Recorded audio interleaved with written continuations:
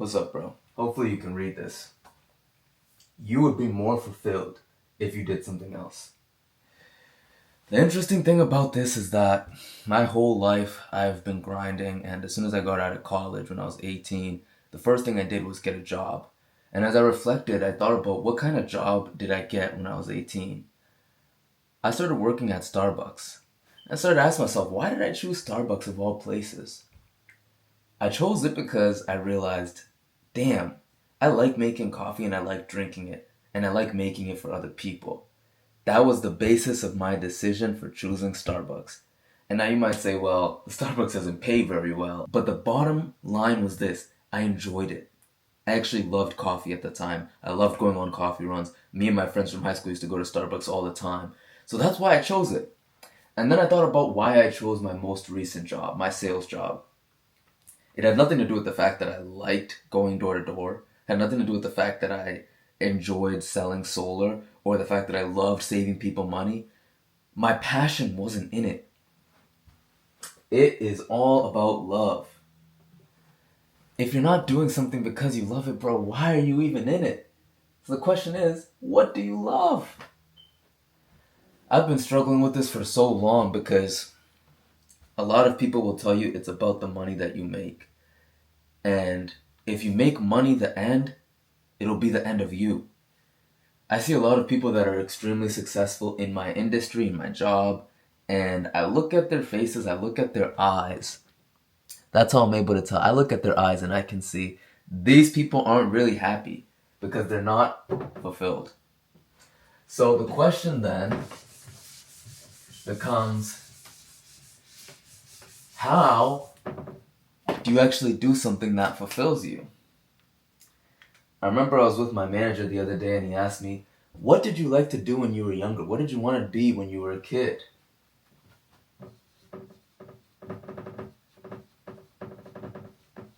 So what was your childhood dream? What was the essence?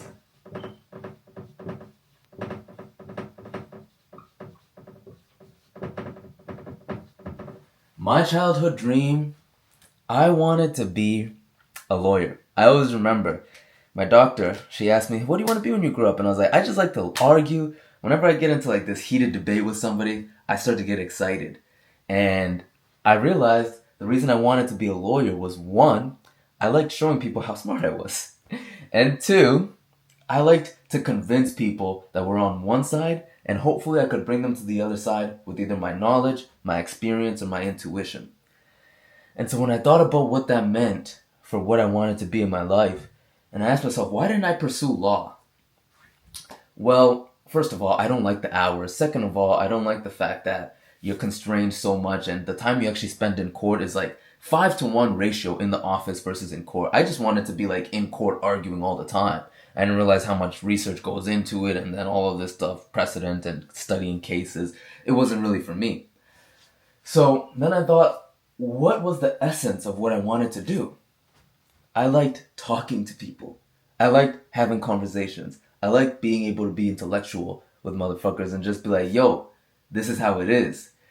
And it even got to the point where it was so bad in high school because I was learning so much information at such a rapid rate that I would start using these incredibly complicated vocabulary words just to seem smart and confuse other people. That wasn't the real reason, but I just wanted to practice, and that's what it came off as, and I didn't realize that in the moment. So, why do I do what I do now? I realized, bro, it's really all about what actually makes you feel alive.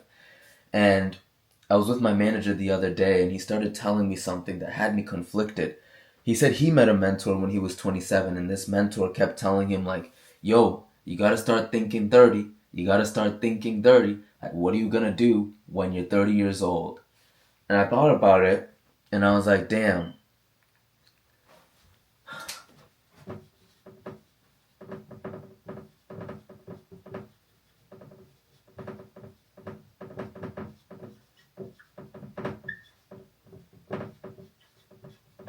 Question is, what do you want to build in 10 years? Because in 10 years, you're gonna arrive somewhere. The question is, where?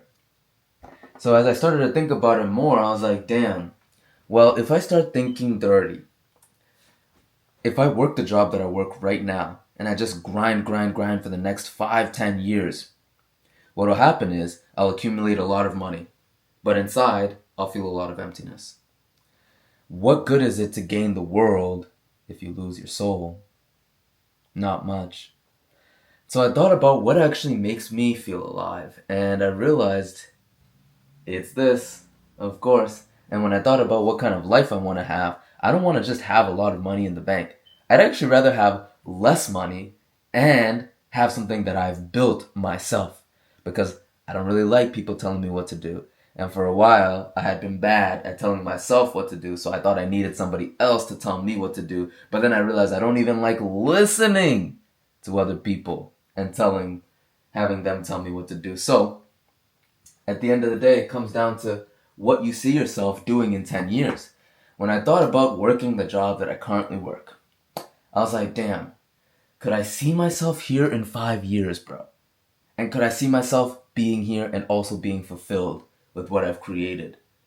And I realized I would be happy with the money that I've accumulated and not the person that I've become. And when I started to think about that more, I realized I really have a special opportunity here to actually do what I want to do and create the life that I want to create. So,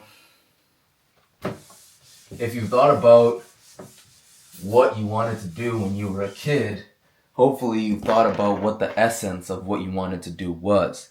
And if you've considered all of those things, a good question for you is, how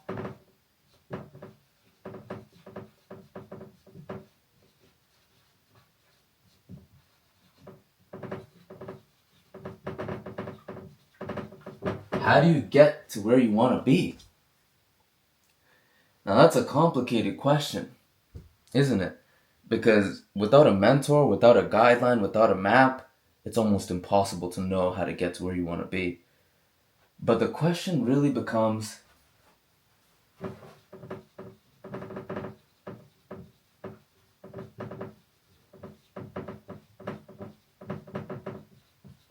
what makes you feel alive?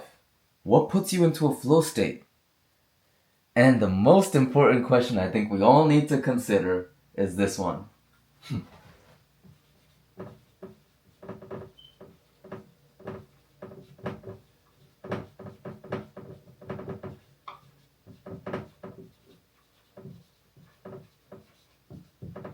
What makes you excited, bro? Excited to wake up. That tells you what you love. I've been listening to Kobe Bryant interviews, and he talked about how the reason he kept playing basketball, the reason he kept doing it, the reason he was better than everybody else, the reason he was more dedicated, he had a love for the game. And it seems so ridiculously dumb and so ridiculously childish to think that, well, if you actually love something, you'll do it better. Yeah, I love money. Don't we all? We love what money can do for us. But at the same time, I started to think, well, what if it wasn't about money? And as I was listening to this Kobe Bryant interview, it was post-retirement for him, and the guy was asking him, so how did you figure out what you wanted to do after you retired? And Kobe said, the first thing I thought of was what's the biggest industry that I can get into? Which was the wrong thought, because I was thinking about money. I was leading with money. I was thinking money is going to bring me that sense of satisfaction, and he realized it wasn't really about the money, so he started to ask himself again, what do I love to do?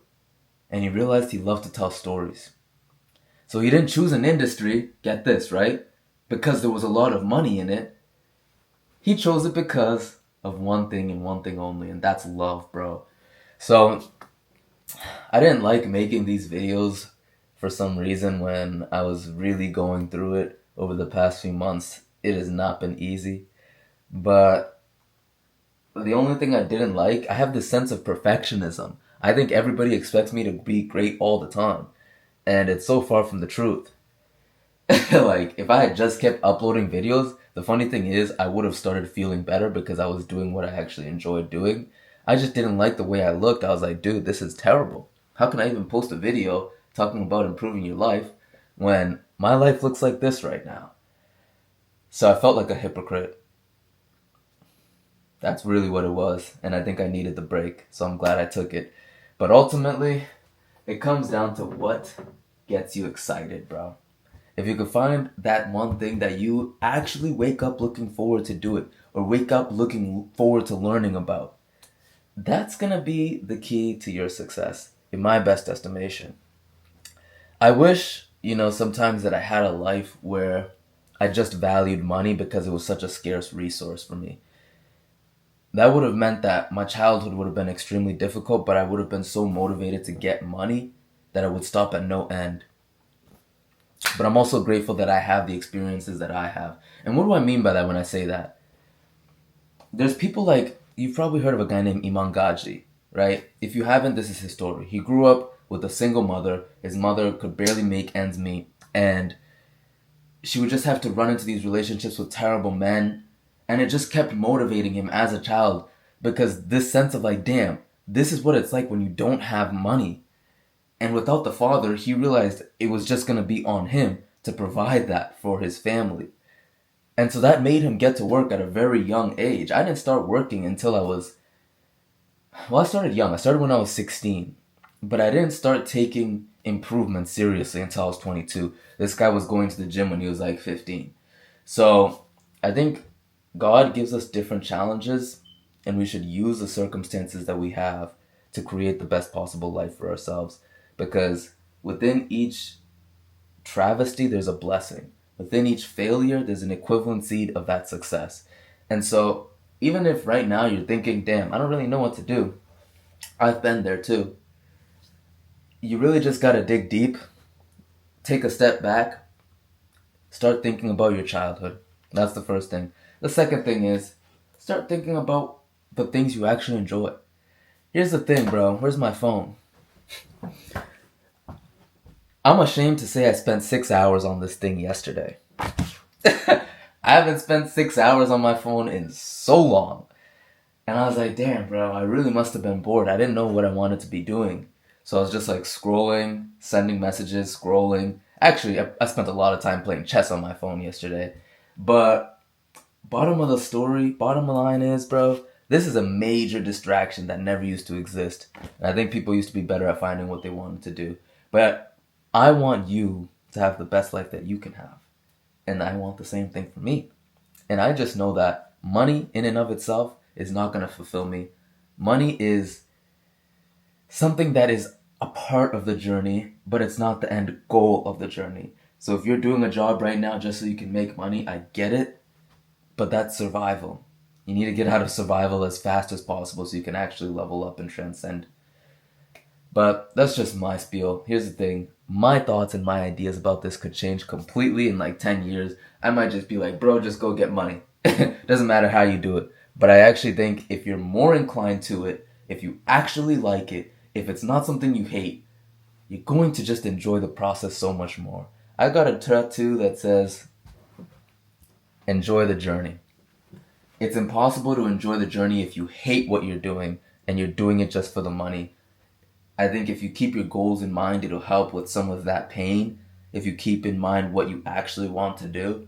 But then you start to realize that what I actually want to do with the money that I'm getting, I could probably do if I just started doing it and the money would come. I guarantee that's the reality of how things work. And the reason I say that is because, I'm gonna be real with you. I think a lot of this world is an illusion. Most of this reality is an illusion. And I started thinking about what I would want to do with that 500,000 I'd have in 5 years. And then I remembered I would probably take that money out and start building something. Probably something like a gym, something that I love to do, somewhere I love to go to, right?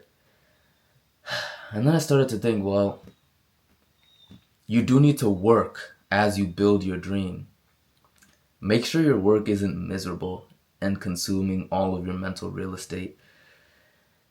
This job, selling solar door to door, There's parts of it that I love, but the one thing that I don't like is that it's an all-consuming job.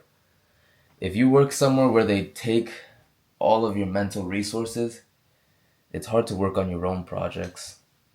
And not only that, it's like you're bound to a location.